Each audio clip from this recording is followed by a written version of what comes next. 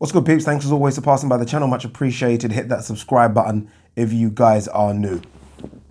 I'm back. I'm back home, and it feels good to be back home. No matter where you go in the world, no matter where you go, no matter even if you live in a one-bedroom council flat and then you go and stay in a five-star hotel in Miami, there's something about being home, right? I came through this morning at Heathrow Airport and I just looked around and I thought, you know what?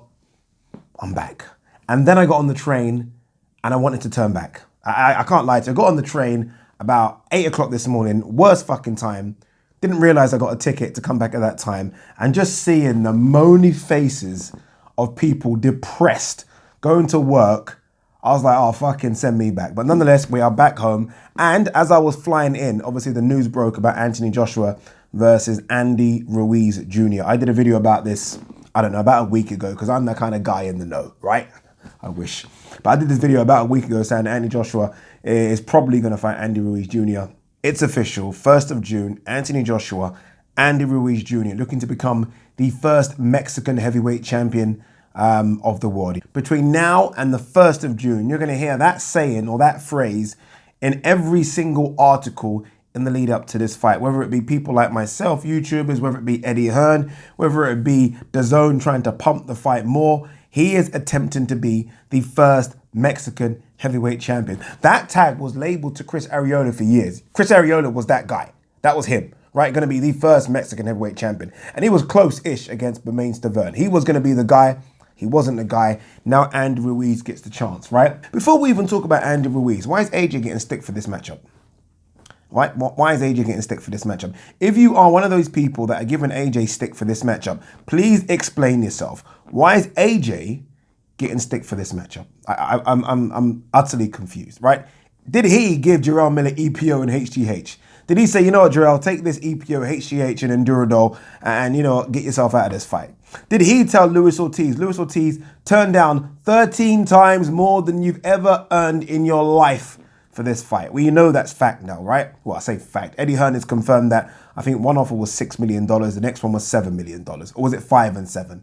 His highest purse to this day, official purse. Yes, there was more money under the table, 100%. But the official purse, his highest was $500,000 against Deontay Wilder. He got offered, what, $7 million was the second offer to fight AJ. Seven. And he said, you know what? Ain't enough. Ain't enough. And I think even he and his team and his management have all come out and said, we fucked up. We fucked up. We should have taken the money. Yes, you should have. But for whatever reason, they didn't take it. So AJ is left with who? He's left with, we're led to believe, because of other people and their obviously obligations to fight each other. So we're left with Trevor Bryant, because Don King has been calling Eddie Hearn like mad. Michael Hunter, who is a good fighter, I think, an up-and-coming fighter. I say up-and-coming, I think he's already 31. And Andy Ruiz Jr., who's a former world title challenger and he's only lost once. And that's somehow AJ's fault. And they picked Andy Ruiz Jr., who, by the way, I have to admit, and I was wrong in this, but Andy Ruiz Jr. is the best out of those three by far, I think, actually. Not by far, but by a bit.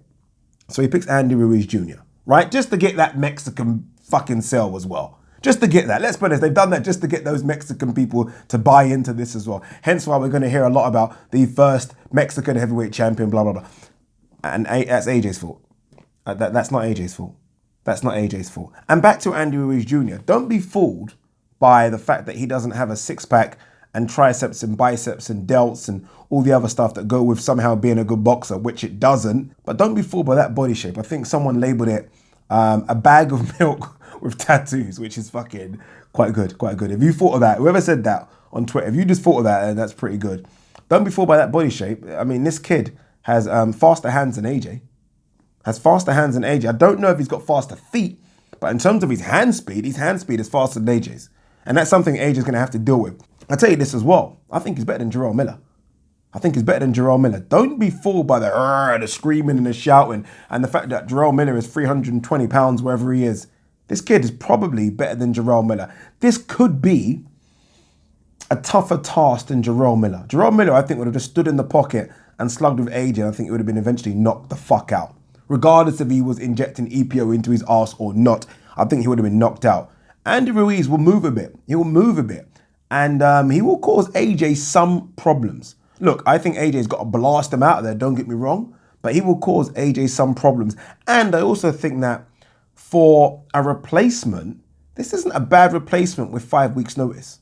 This isn't bad. I mean, it's difficult to get a replacement this good in 5 weeks. And they've been able to get a guy, again, fought for a world title, lost.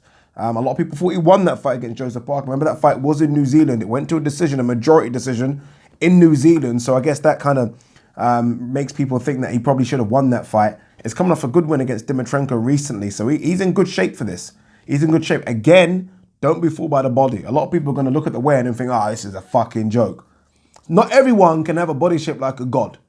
Not everyone. Not everyone can have a body shape like a god. He's got a body shape like a Cal Naki as well. He's got a body shape like a Daniel Cormier if you watch UFC. Exactly the same kind of body shape. No one's going to tell me Daniel Cormier can't fight. So it's not always about the body shape. But look, I can understand that a lot of casual fans, and AJ does have a lot of casual fans, are going to be thinking, who the fuck is this guy? Guys, there are boxers out there that aren't named Tyson Fury, Deontay Wilder, and Usyk that can fight. There are, right? I mean, get it. I understand. We all want to see those fights. But we ain't going to get those fights anytime soon. So right now, AJ has to somehow turn this into the AJ show. And what I mean by that is that this is the first time American audiences are seeing him up close and personal. He has to just wow them so it almost doesn't matter who is in the opposite corner, right? That's what he has to do. It has to become the AJ show. It almost can't be about his opponent because we're not going to be happy with the next 2 or 3 opponents. Because the next 2 or 3 opponents aren't going to be Usyk, aren't going to be Wilder, and aren't going to be Fury. So this has to now become the AJ show. There was a time, and this was probably before, it was in fact before Mike Tyson became heavyweight world champion. So it's a bit different because obviously AJ is now the undisputed champion. But there was a time, sorry, the unified champion. There was a time when Tyson was fighting what people used to call the bum of the month, right? It was a case of, what bum is Tyson going to knock out now? But people still used to treat him because it was Mike Tyson. That's what AJ has to do. These kids that AJ is fighting, the Andy Ruiz, and it might be a Michael Hunter after, they're by no means bum of the month, but AJ almost has to make it look like they are and just fucking run through them. Run through them. If he doesn't, his casual fan base, which is ginormous, are going to get pissed off and think AJ can't get rid of this guy who looks like a bag of milk with tattoos. That's what people are going to say. I know as a hardcore boxing fan that Andy Ruiz is a lot better than that. But for the casual fans, and I know there are a lot of them because a lot of people have already started asking me things like, who the fuck is this Andy Ruiz Jr.? He's a good fighter. That's who the fuck he is. Just because you don't know him doesn't make him a non-good fighter. He's a very, very skillful fighter. Again, maybe not body beautiful, but he can punch. He has fast hands, he can move, and he's very, very confident.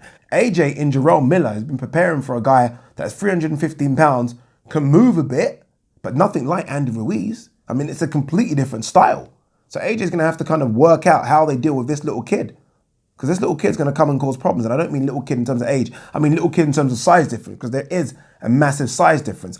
I just think if AJ's smart, and he might not please the American audience by doing this, but I can see this being something similar to a Lennox Lewis, David Tua.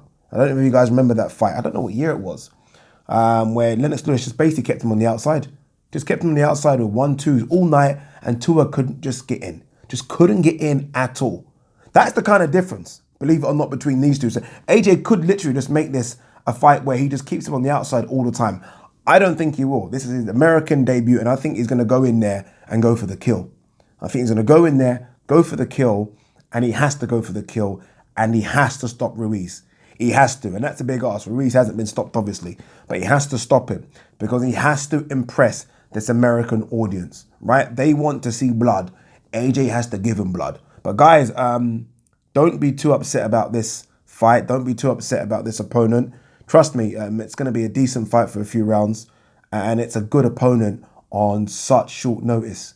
It really is. I mean, you could have scrapped this card. You really could have scrapped this card, and AJ could have said, you know what, let's just figure something out for September, October. But they haven't. They've kept this card on, and I think it'll be a decent fight for a few rounds. I think it will. I think AJ will get rid of him 6 or 7, but I think before that, the first 2 or 3 might be interesting. Might be interesting just because of the fast hands. I'm trying to think who AJ's fought that might have had fast hands. Joseph Parker's hands ain't too slow, but he didn't really let them go. But AJ's a bit sluggish with his punches. He is. He's a bit predictable. Andy Ruiz might be able to kind of pick off a few of those AJ punches with his fast hands and land a couple. But as soon as AJ lands one of those big right hands, it is fucking over. I'm telling you now, it's over. What do you guys think? Let me know. Peace.